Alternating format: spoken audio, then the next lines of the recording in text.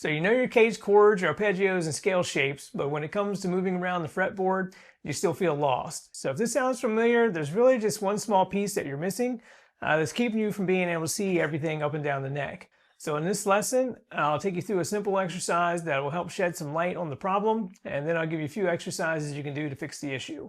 Just a note, this lesson assumes you have a working knowledge of the CAGED system, the chords, the arpeggios, and scales.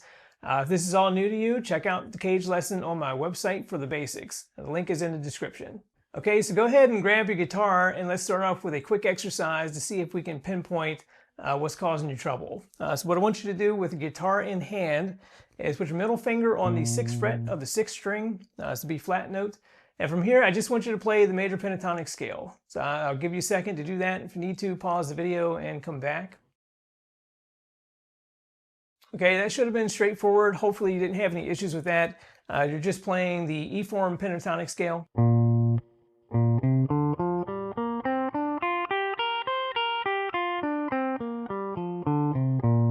So now let's go to the 15th fret of the 3rd string, and starting with your ring finger, I want you to play the major pentatonic scale from this position.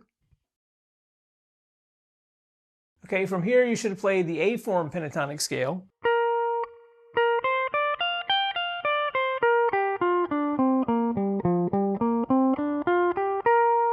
So if you found yourself hesitating a bit and trying to figure out which scale pattern you're looking for, this is where things are breaking down. You know your shapes, but you're unsure of where they belong. Basically, you don't have them anchored to the fretboard. You should be able to take any note and treat it as a root note, and you should be able to see the chord, the arpeggio, and scales that are all built from that note. When playing from the 6th string root, you have that context. It's typically where we start when we learn the major scale, or when we learn our first bar chord. So we become really familiar with working from the 6th string root. But as soon as you start moving away from this anchor point, things get a little shaky and you're not quite as sure where you are.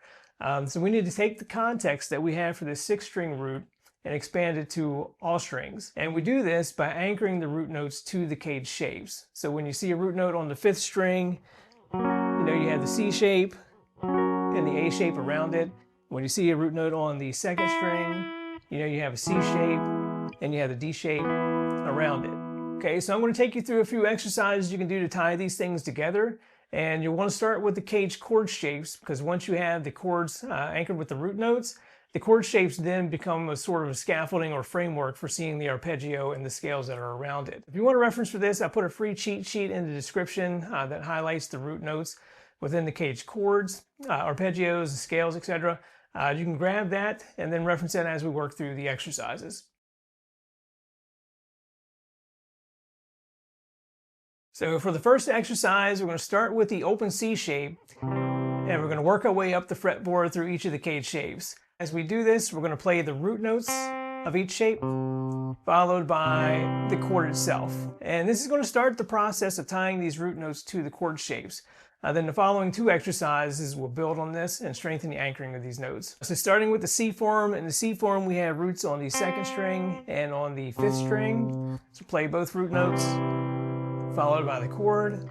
And then moving up to the A shape, we have roots on the 5th string that connects back to the C shape, and we have a root note on the 3rd string. Then moving up to the G shape, we have roots on the 3rd string, which connects back to the A shape, and we have a root note on the 6th string and on the 1st string. I don't actually play the root on the 1st string as part of the chord. And moving up to the E shape, we have root notes on the 6th string and the 1st string that connects back to the G shape, and we also have a root note on the 4th string. Moving up to the D form, D form connects back to the E form via the root on the 4th string, and we also have a root on the 2nd string.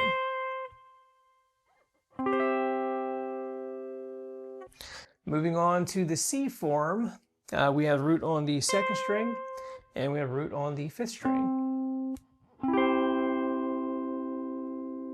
Okay, now we're going to take this exercise and move it back down to the starting point, starting with the C shape octave, where we have a root on the 5th string, and we have a root on the 2nd string. And moving back down to our D form connects to C form via the root on the 2nd string, and we have a root on the 4th string. back down to the E form. E form connects to the D form with the root on the 4th string. And we also have roots on the 6th string and the 1st string. Now down to the G form. G form, we have roots on the 1st string, the 6th string, and the 3rd string. The 6th and 1st strings connect to the E form. And we're back down to G form. Now back down to the A form, and A form has a root note on the 3rd string and the 5th string. And then finally back to C form, we have root notes connected to the C form via the root on the 5th string, and we also have a root on the 2nd string. So we're just going to go through the C shape in this lesson, but you should take this exercise and apply it to the A, G, E, and D shapes as well.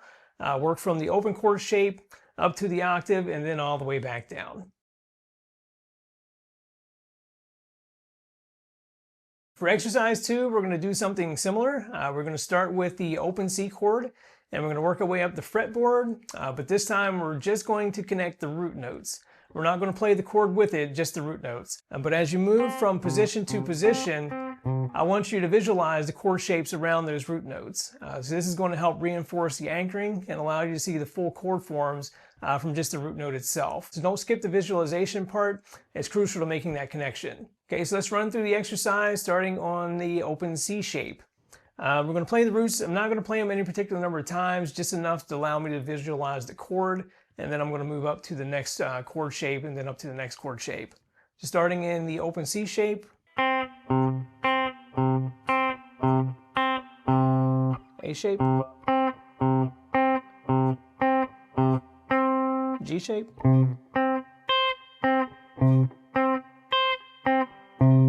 E shape.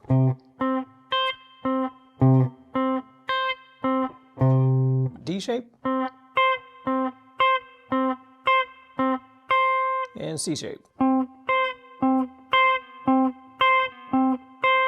And again, as I'm moving from position to position, I'm visualizing those chord shapes around those root notes. So let's start with the C and work back down to the open C position. D shape.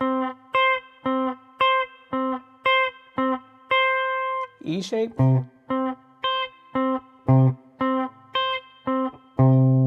G shape.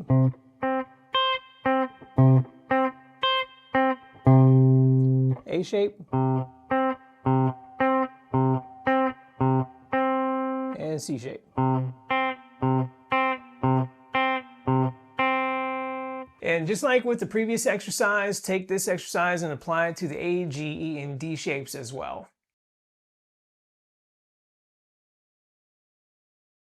For our last exercise, we're going to do a random note drill. So what you're going to do is pick any note on the fretboard, and we're going to treat this as a root note. And around this note, I want you to play the chords that are connected to it. So let's go through a quick example of what this looks like.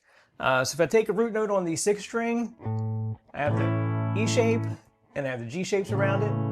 If I work across to the 5th string, I have the A shape, and I have the C shape. If I go to the 3rd string, I have the G shape, and I have the A shape. If I go to the 2nd string, I have the C shape, and I have the D shape. So you're going to continue just picking random notes across all 6 strings to hit on all the chords and play those chords that are connected to that root note. Okay, so once you have the root notes anchored to the chords, take these exercises and apply them to the CAGED arpeggios, the pentatonic and diatonic scales as well. And when you do this, you're going to find that your fretboard awareness is going to go through the roof. You'll be able to take any note on the fretboard and you'll see the chord, the scale, and the arpeggio, everything around it. So if you need a guided routine for this, I have a practice blueprint on Patreon that walks you through everything, including additional exercises we didn't cover in this lesson. And it works in some chord progressions, so you're applying these concepts in real time. So check that out on my Patreon page. You can find the link for that in the description. And once you have this down for the major CAGED system, you need to apply it to the minor as well. And you can learn about that in this lesson here.